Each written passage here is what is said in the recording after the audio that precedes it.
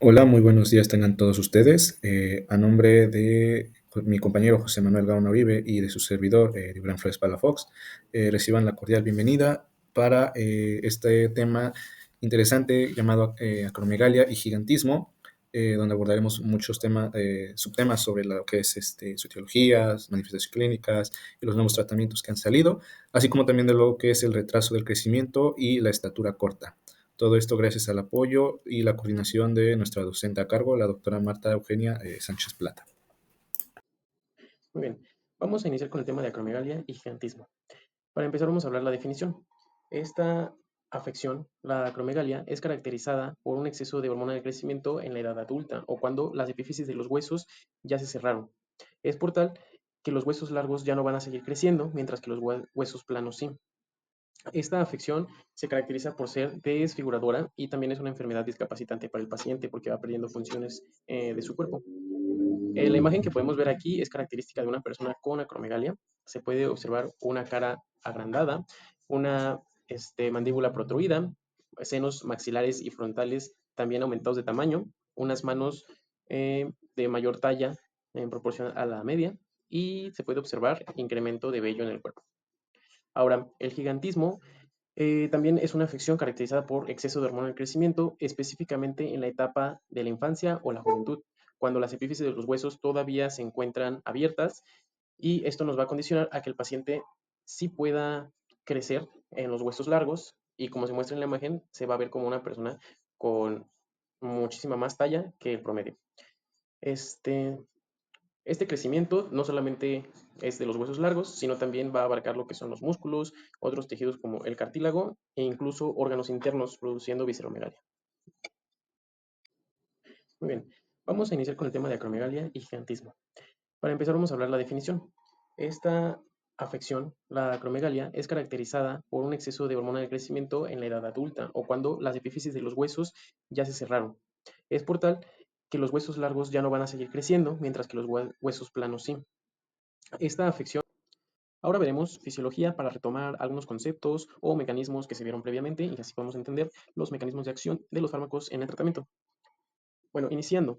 El eje de la hormona del crecimiento se va a iniciar desde el hipotálamo, específicamente en el núcleo arcuato, que es una región del hipotálamo. Aquí se van a desarrollar células capaces de sintetizar a la hormona liberadora de hormona del crecimiento, que es la precursora de la GH. Okay, aquí se sintetiza y posteriormente va a ser secretada a través de los haces nerviosos hacia el sistema porticoficiario, que ya es torrente sanguíneo. Entonces se libera aquí y como este es el encargado o tiene una relación, comunicación directa entre el hipotálamo y hipófisis, esta hormona va a llegar a la adenohipófisis, a células con el nombre de somatotropinas. Como su nombre lo indica, estas son las encargadas de producir la hormona de crecimiento. Cuando se sintetiza, se va a liberar también al torrente sanguíneo nuevamente viajando hasta pues, otros órganos. Pero el que nos interesa aquí es el hígado, porque el hígado es el encargado de producir al factor de crecimiento similar a la insulina tipo 1. Esta hormona es la principal, o la más importante en el crecimiento. ¿Por qué? Porque va a actuar sobre los tejidos, como los tejidos óseos, el tejido muscular, cartílagos. Además, va a promover la liberación de condrocitos y osteoblastos. Ahora, aquí también tenemos un diagrama en el que se puede ver la retroalimentación positiva y negativa. Ujú. Tenemos, bueno, vamos a iniciar a partir del hipotálamo. Aquí se va a segregar, como se puede observar, está el núcleo arcuato, que va a segregar la hormona liberadora de hormona de crecimiento, viaja a través de la sangre y llega a las células somatotropas. Se libera o estimula la hormona del crecimiento, va a viajar hasta los tejidos diana, cual habíamos dicho que era importante, el hígado, donde se va a producir al factor de crecimiento similar a la insulina tipo 1. A partir de aquí, cuando esta hormona sale a la sangre, se puede llevar a cabo la retroalimentación negativa de dos formas. Esta hormona actúa directamente sobre las células somatotropas, así inhibe la mayor liberación de hormona de crecimiento y también va a viajar hasta el hipotálamo, específicamente al núcleo arcuato, para inhibir el eje. O sea, aquí va a inhibir lo que es la hormona liberadora de la hormona de crecimiento y va a inhibir el eje de la hormona de crecimiento. Y también se puede observar una línea verde, pero en sí también es una retroalimentación negativa, porque la línea verde indica que va a estimular la secreción de somatostatina. La somatostatina es un potente inhibidor de la hormona de crecimiento. Etiologías. Tenemos que la principal causa de hipersecreción de la hormona del crecimiento es el adenoma hipofisiario secretor o funcionante y que va a secretar hormona del crecimiento. Esta es la causa principal, sin embargo, también tenemos causas secundarias, como sería la secreción ectópica. En estos casos se puede pensar en tumoraciones pancreáticas, como es el carcinoma pancreático o de los islotes, amartomas situados cerca del hipotálamo o también en tumoraciones pulmonares, principalmente cuando hay metástasis y hay una tumoración en pulmón. Ahora, cuando nosotros sospechemos que hay hipersecreción de hormona del crecimiento y queramos descartar un adenoma hipoficiario, se puede solicitar un estudio de imagen, como es esta resonancia magnética que se muestra aquí. Se ve muy detalladamente dónde está el adenoma. Sin embargo, va a haber casos en los que haya ausencia de este adenoma, ¿no? Entonces tenemos que sospechar sobre las causas secundarias, que son secreciones ectópicas y más raras. Cuadro clínico. Las manifestaciones clínicas van a presentarse de 5 a 10 años antes de que se lleve a cabo el diagnóstico. En este cuadro coloqué los signos y síntomas más comunes en la acromegalia en una prueba que se realizó con 100 individuos. Por lo tanto, también podemos ver la frecuencia con la que aparece cada manifestación clínica. Ahora, en las pruebas de laboratorio vamos a encontrar niveles altos de hormona de crecimiento y de factor de crecimiento similar a la insulina tipo 1, así como también de fosfatos por su reabsorción tubular. Vamos a encontrar hipercalciuria y glucosa postprandial e insulina elevados debido a la resistencia a la insulina que genera la enfermedad. En la imagenología, las radiografías van a ser muy características de la enfermedad. Tenemos que el cráneo suele mostrar senos frontales y maxilares aumentados de tamaño. Asimismo, crecimiento y protrusión de la mandíbula. La silla hipoficiaria puede estar agrandada si existe un adenoma hipoficiario en el 90% de los casos y el calvarium suele estar más engrosado. En las manos se suele observar un aumento en la densidad del tejido blando, se ve con mayor radioopacidad, que se conoce como el signo de dedos en punta de flecha, en las falanges distales. La radiografía en los pies suele tener anomalías similares y un aumento en el grosor de la almohadilla del talón. En la siguiente diapositiva se observa también la característica de las manos en personas con acromegalia.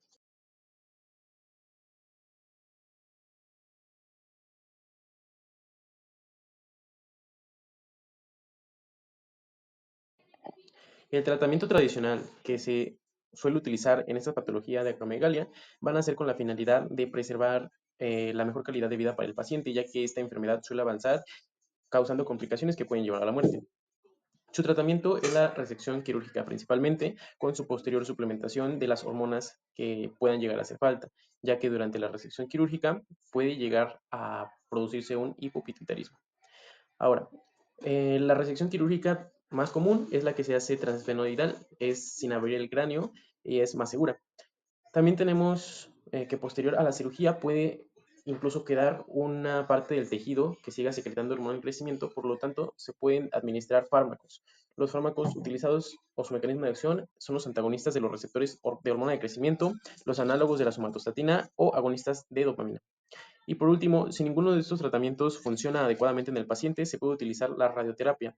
Sin embargo, esta únicamente se utiliza en aquellos que han tenido un tratamiento fallido anteriormente y tiene como objetivo eliminar las células productoras de hormona de crecimiento. Tratamiento. Los nuevos tratamientos en investigación consisten en crear formulaciones nuevas para que los pacientes puedan apegarse más a su tratamiento y haya menos abandono de este. Principalmente tenemos al grupo de los agonistas del receptor de somatostatina tipo 2. Este medicamento, conocido como paltusonida, fue aprobado el septiembre del 2025 con su nombre comercial de Palsonid. Su mecanismo de acción es que aumenta la expresión de somatostatina. Anteriormente únicamente había fármacos inyectables, sin embargo con esta nueva presentación el paciente únicamente deberá de tomar una tableta al día. Tenemos también nuevas presentaciones para el fármaco ocreotide, que pertenece a la familia de los ligandos al receptor de somatostatina. Estos también únicamente se encontraban en presentaciones inyectables y ahora la novedad es que pueden ser en tabletas que se deben de tomar 2 veces al día, ya que su biodisponibilidad se vería disminuida si se consume junto con alimentos. Su vida media es de 6 a 8 horas. Por otra parte, también tenemos otra formulación que es inyección subcutánea. Esta formulación de acetato de ocreotido es para inyección y utiliza la tecnología de cápsula. El principio activo queda encapsulado en un líquido a base de lípidos que al inyectarse se transforma en un gel cristalino en el tejido subcutáneo, liberando gradualmente el compuesto. Su posología es subcutánea, como se había mencionado, y sería mensualmente.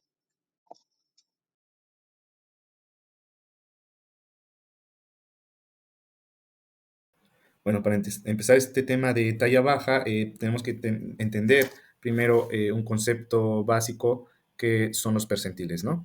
Y bueno, ¿qué son los percentiles? Los percentiles van a ser una medida estadística que indica el valor por debajo del cual se encuentra un porcentaje, dado de observaciones en un grupo. En pocas palabras, ¿a qué me refiero de esto? Pues es algo que está fuera de su promedio, que no está en lo usual, ¿no? Un ejemplo pues pueden ser el promedio aquí en estatura, por ejemplo, en hombres, que es más o menos de 1,70. Los percentiles pues van a ser variados porque pueden haber hombres que midan a lo mejor menos de 1,70, van a medir 1,65 o a lo mejor un poco más. Eh, igual en mujeres, ¿no? Sucede lo mismo en ambos sexos. Y bueno, se tienen que cumplir tres criterios, ¿no? Vamos a diagnosticarlo con tres criterios. Para esto es la altura de más 2 o a 2,25 desviaciones subestándar por debajo de la medida de edad cronológica. Y esto se refiere a estas dos pequeñas tablas que he añadido aquí. La tabla de arriba, donde se ve una línea roja, es para mujeres, donde se da un rango de 2 a 20 años.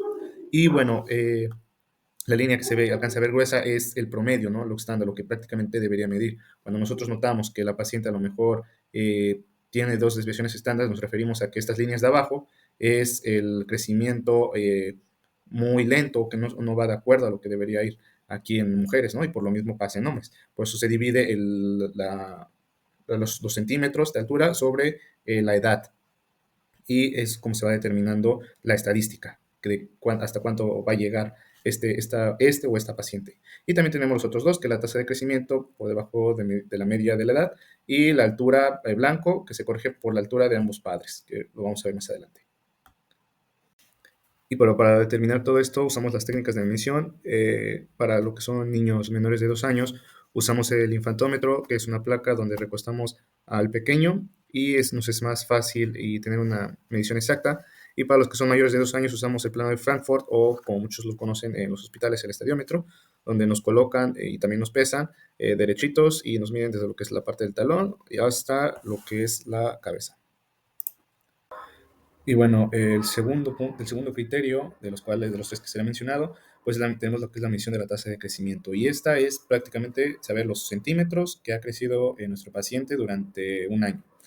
Y bueno, para esto necesitamos determinar mediante una fórmula, y esto es la estatura actual menos la estatura anterior y el tiempo transcurrido en años. Y aquí está una pequeña tabla. Donde igual, al igual que el criterio anterior, aquí tomamos de referencia el que está en medio, ¿no? El que está en el número 50. Entonces, supongamos como un ejemplo, en enero de 2024, un paciente medía 120 centímetros, lo colocamos aquí, y para enero del 2025, nuestro paciente mide 126 centímetros, entonces tenemos que por un promedio que por año él está midiendo 6 centímetros, ¿no? Esto pues es lo que normalmente debería pasar, ¿no? A lo mejor cuando ya detectamos que tiene talla baja, a lo mejor de enero 2024 no crece o crece a lo mejor a lo mucho 1 centímetro, ¿no? Entonces ahí es como una señal de alerta que nos podría despertar. Y bueno, esto se utiliza esta tablita. Esta estatura, pues, se ve aquí, es una para edad de niños, de percentiles de 5 a 19 años, y de acuerdo a esta referencia tomada por la OMS. Y bueno, por último tenemos el último criterio, que es la relación con la altura media de los padres. Para esto es muy sencillo, usamos una fórmula, cual utilizamos la altura del padre en centímetros más la altura de la madre y más una condicionante. Esto varía dependiendo del sexo y esto dividido entre dos. Aquí tomamos un pequeño ejemplo. Supongamos que el padre del paciente mide 182 centímetros y la madre mide 160 centímetros. Lo sumamos y sumamos que, por ejemplo, el paciente es un niño, pues lo sumamos 12,7, esto ya está determinado de acuerdo a la bibliografía, lo dividimos entre 2 y esperamos que nuestro paciente va a tener una altura final de 177 centímetros. A lo mejor puede haber dos desviaciones estándar, a lo mejor de 5 o 10 centímetros más o menos. A lo mejor nuestro paciente puede medir 1,85, 86 o inclusive 1,70, ¿no? 1,69, por ahí. Está dentro de lo esperado, pero supongamos que esto obviamente ya es al final. Supongamos que ya para el inicio de la pubertad, que es más o menos en niños, por ahí de los 11, 12 años, y vemos que nuestro paciente mide 1,50, pues obviamente en poco tiempo no va a medir hasta 20 centímetros, ¿no? Entonces ahí ya es una señal de alarma, el cual nuestro paciente puede llegar a tener una talla baja. Y bueno, tenemos como otro punto la edad ósea, ¿no? La edad ósea nos va a indicar en los niños que aún tenemos la posibilidad de crecimiento. Y aquí esto es muy importante porque aquí nos puede ayudar a determinar todavía eh, lo que es el tratamiento, la sustitución de la hormona de crecimiento. Entonces, ¿en qué se basa esto? Bueno, prácticamente recordemos que en el momento de la pubertad, la epífisis con el hueso se van a fusionar y ahí es donde ya prácticamente se cierra el crecimiento, ¿no? Obviamente recordemos que la pubertad por ahí de los 11, 12 a 15 años en niños, mujeres un poquito, recordemos, más jóvenes, que son las que tienden a desarrollarse más rápido, es donde se termina, ¿no? Y para eso usamos esta tabla, el cual lo clasificamos por estadios. En estadios, esperamos que nuestro paciente, obviamente, si está en una edad más pequeña y está en un estadio más abajo, nos da indicaciones de que va bien o que incluso puede llegar a crecer un poco más. Por ejemplo, pero si ya es una edad avanzada, o bueno, perdón, si es una edad corta y está en un estadio más avanzado, ahí sí ya deberíamos de preocuparnos. Ejemplo es de que si pongamos que nuestro paciente tiene 10 años y está en un estadio G o H, ya es de alarmante porque a lo mejor ya no va a crecer lo esperado, ¿no? De acuerdo a lo que ya habíamos visto anteriormente. Entonces, ahí es donde ya podemos clasificar de que ya no podemos dar un tratamiento. ¿Por qué? Porque al final de cuentas, si nosotros damos una sustitución, ya no tiene caso o ya no va a tener efecto este tratamiento porque ya prácticamente se ha osificado este cartílago con el hueso y pues no va a haber una respuesta favorable a nuestro tratamiento. Y bueno, aquí para recordar y cabe recalcar que también tenemos clasificaciones dependiendo a las causas.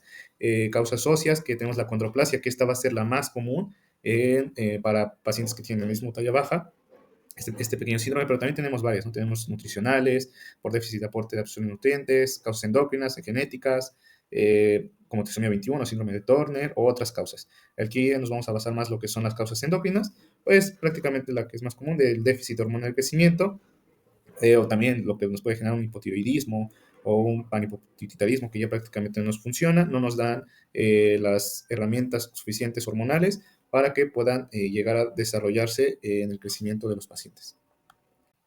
Ahora veamos lo que es la fisiopatología, que de acuerdo a nuestro curso que es el endocrino, tenemos pues las principales, que es la déficit de hormona de crecimiento, donde pues no tenemos esto pues causado por mutaciones genéticas y pues no tenemos una acción insuficiente de lo que es la hormona de crecimiento o más bien el factor similar de insulina. También tenemos lo que es el hipotiroidismo. Cuando hay un déficit de T4 y T3, ocurre una baja actividad de condrocitos y recordemos que los condrocitos nos ayudan a que se mantenga el colágeno y para que pueda evitar que se osifique rápidamente nuestro hueso. Entonces, por eso hay un menor crecimiento óseo. Por ende, rápidamente se va a osificar ante esta baja de actividad. Para ello también hay una baja síntesis de hormona de crecimiento o una baja respuesta de tisular al factor similar de insulina y pues hay un retraso de la maduración ósea. Y aquí hemos ejemplificado lo que son las patologías en lo que es la gigantismo de acromegalia y el enanismo, el cual en la acromegalia pues tenemos que el paciente tiene énfasis tosco, manos grandes y además de que tiene piel grasosa, va a tener visceromegalia, va a tener cardiomegalia, va a tener patomegalia, todo prácticamente sus órganos van a ser grandes, pero igual esto pues, nos afecta a la paciente, ¿no? Para otras patologías que ya ha mencionado mi compañero anteriormente. También nuestro paciente es predisponente a diabetes y hiperhidrosis. El paciente al tener características de una excesión de esta hormona, pues las hormonas sudoríparas, las células sudoríparas empiezan a hipersecretarse más y por ende pues tiende a sudar. Y en el enanismo, pues les había mencionado yo que la condroplasia era la más común. Un claro ejemplo es este personaje, bueno, este famoso luchador que se llama el Kemonito. Y recordemos que, como vemos, perdón, aquí es de que tiene una cabeza y un tórax de un adulto, de un tamaño de adulto, pero miren las extremidades, como tiene extremidades muy cortas que no van de acuerdo a su estatura. Esto es un claro ejemplo de acondroplasia, al contrario al personaje llamado Abelito, el que conocemos mucho que es famoso. Él es un claro ejemplo de una talla de estatura baja porque si nos fijamos bien, lo que es la parte del tórax, cabeza, es proporcional a lo que son sus extremidades, ¿no? Y aparte, pues, sabiendo los antecedentes, que él viene de una familia que son sus padres igual de talla baja, pues bueno, es lo que nos da como resultado y así podemos diferenciarlos.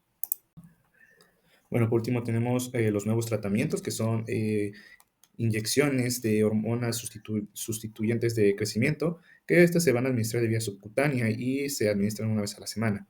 pero recordar que estos tratamientos deben de cumplirse antes de lo que es la pubertad para tener una mejor eficacia, debido a lo que ya expliqué por la fusión de los huesos con la epífisis.